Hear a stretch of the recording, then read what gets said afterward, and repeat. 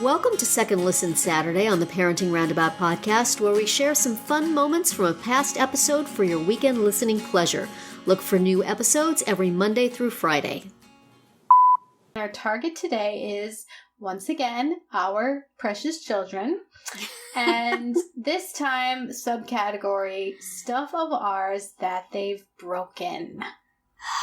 Because they live in our house and they touch our stuff. They do. Nicole had a precious artifact broken. Is that Yes. Oh, tell us about it, Nicole.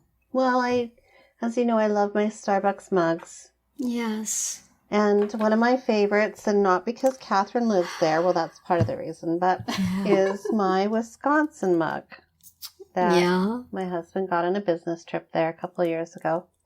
But I really like it. It's a nice, pretty green. It's very colorful. It's got lots of, fun images on it. And I went to take a sip of my coffee, and there's a big chip out of the side of the rim of the coffee cup. And I know I did not do that because I handle those with care. Yeah.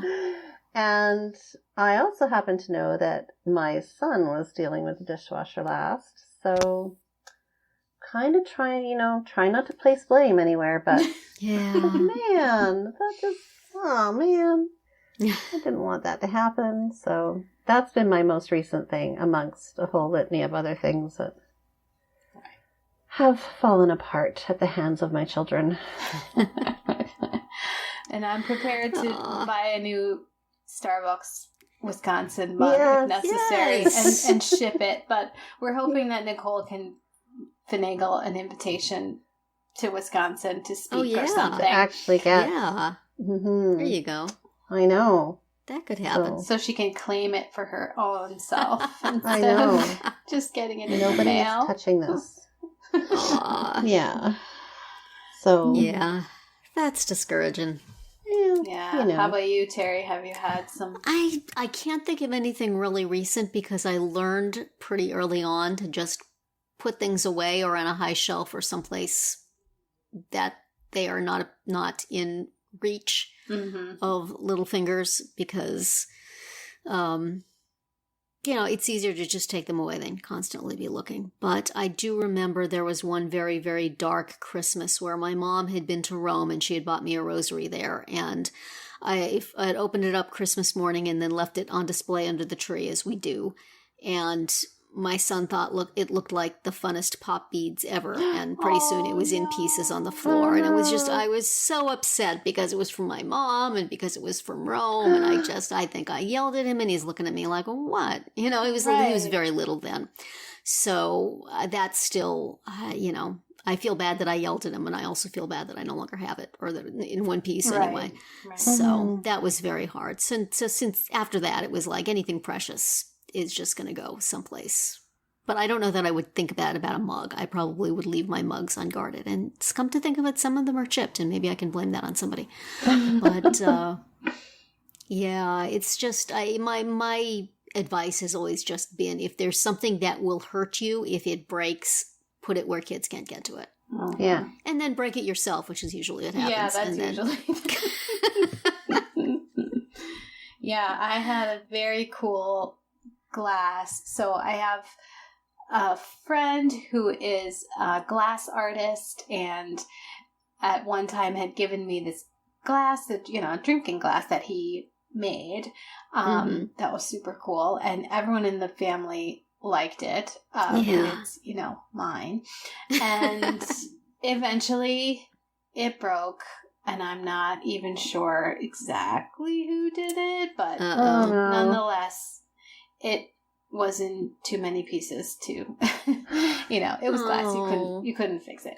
But the good news is that just a couple of weeks ago, I visited my friend at his studio and I got a new one. Oh, yay. So, that's exciting. Yes, that was a good day. Awesome. Did you have to confess to him that the previous one had come to a bad end? No. Mm-mm. He just gave it I to like me. that one so much. Could I have one just like it? Can I have another one? It's actually different. It's colored. This one's colored glass instead of clear. So I'm very happy that I got a new one. But yeah. I try not to get too tied to things. Like I don't collect. Yeah. Well, I mean, I collect the cups, but I don't collect like really anything major. Like I don't get attached to things. Right. But yeah, there have been a few. But there have been a few things that have broken, fallen apart, gone missing, where I've just been like, oh no, I'm not going to be able to replace that. I had a necklace once. I think Josh pulled on it. When they're little and you're holding them. Yeah. Oh yeah, that's dangerous. Yeah.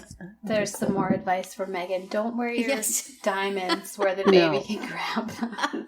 Exactly. And keep them someplace out of reach. Like, one of your how many bedrooms? But some of us don't have quite the space. It's a little more challenging. Right. Exactly. Yeah, and you're right, Terry. Like, you put it somewhere safe, and then you're the one who breaks it. Exactly, yes. Then you only have yourself to blame. At least if the kid breaks it, you can have somebody to blame. It's not your fault. But, if you put it someplace safe and then it gets broken. And also, if a kid does it, you have to be like, well, accidents happen. That's right. I'm not mad at you, even if deep down you might be a little mad. But you forgive them, right? I mean, you know they didn't do it on purpose, but if you eventually do it, you do. If you do it yourself, you don't give yourself the same grace. That's right. Or your husband. Or your spouse, exactly. I was just going to say that. Yeah, I have to say, he's probably done more damage than my kids. Oh, dear. He's what would you say, a bull in a china shop. Oh. Yeah, just not having nice things is also a way to go. That's true too.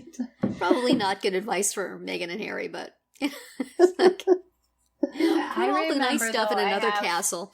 I have a friend who they have a daughter who's exactly the same age as mine, and we knew each other when they were really little, and they were so good about, either they were good or she was good, I don't know which, about not touching stuff that they told her not to touch. Like they didn't do a whole lot of childproofing. I mean, they did some, but basically, if she went for the TV buttons or the remote control, not the like the DVD player or whatever, they just be like, nope, that's little not electric shock. That's not yours. They would say that's a mommy daddy thing. That's not your thing, and she would back off. Oh man! Wow, and it was kind of amazing. Good for them. Perhaps they really did train her well, or perhaps she's just temperamentally cooperative, and they get the credit for it. Yeah. Well, and then they went on to have 2 more kids, and I'm sure that it didn't necessarily work out the same with the other 2, but the chances are slim. I also was not a huge baby proofing person. Yes, I covered outlets and things, but I didn't put soft bumpers on every corner of everything around. I can't remember whether we did that. I do know that there was we just recently, as I've talked on this podcast many, many times, got some new kitchen appliances after a very, very long time. And our refrigerator that we replaced still had the Velcro on it from, baby proofing the refrigerator from my son. And it was still there, even though he learned very quickly how to open it up. And so he would, open the Velcro, look in the refrigerator, close the refrigerator, put the Velcro back on. Oh, how funny. So why am I bothering to baby-proof? Right. He's onto it. He's good. But he also had a habit of just, because of sensory processing disorder, he wasn't good at judging distances or calibrating his movements. So he would just walk into doors and corners of things and just walls. He would close the door in his head and stuff like that. Aww. So I was always feeling like people were probably looking at me and saying, why don't you baby-proof your Right. home? And it's like, I would have to put padding on absolutely everything. Right. It's not worth it. Give him a Band-Aid. Yeah, exactly. So I guess the thing that he broke most was like pieces of himself. Oh, poor guy. But I just find random things broken too. Like, it's not necessarily an item. It's like, you know, the door hinge has come off, or like, I don't know, you know, a chip of my mirror is missing. These random Right. things that I know that I haven't been involved with, you know? Look around. You're like, some little elf Yeah. did this. Like, whether it's my husband, my kids, I have no idea. My cats, my dog, my fish, I don't know. But, like, why is my shower head loose all of a sudden? Like, I just don't. Anyway, so I tend, like, it's kind of a mystery, too. It's not always stuff that I treasure and hold dear to my heart. There's stuff that is just your random It everyday just things. makes you scratch your head, Yeah. like, how did this happen? Yeah. Yeah. Like, how is, like, my office, literally my office chair one day started to fall apart. I'm like, how did this happen? The screws started coming out. The the arm rest on the chair fell off. Like, it was just really weird. Anyway. Problems. Well, just as long as they don't touch our podcast mics and mess up our ability to do this.